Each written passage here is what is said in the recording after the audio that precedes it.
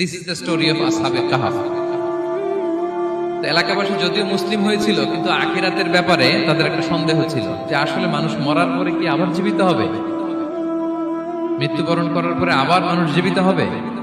তাদের মনের মধ্যে একটা সন্দেহ ছিল যে আসলে মারা গেলে মানুষ আবার উঠতে পারে।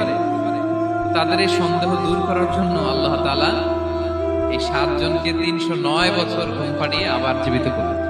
সুবহানাল্লাহ। তাহলে ঈমান কিভাবে বাঁচাতে হয় এটার প্রেরণা আমরা এই 7 যুবকের কাছ থেকে পাই। এখানে যেটা আমরা শিখি প্রিয় ভাইরা, 1 নম্বর লেসন হচ্ছে আমাদের গুড কোম্পানি লাগবে, রাইটাস পিপল, মানে আমাদের সার্কেলটা ভালো হইতে হবে।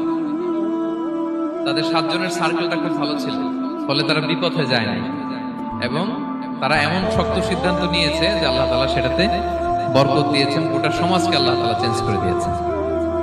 এটা হচ্ছে 1 নম্বর লেসন। আপনি ঈমান বাঁচাতে হলে আপনার সার্কেল ভালো লাগবে।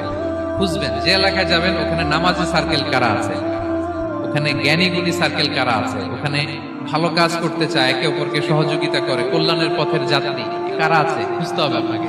খুঁজে ওই সার্কেলে আপনি যুক্ত হবেন, তাইলে ঈমান বাঁচানো যাবে। ক্লিয়ার? 2 নাম্বার হচ্ছে conflict between believers and disbelievers.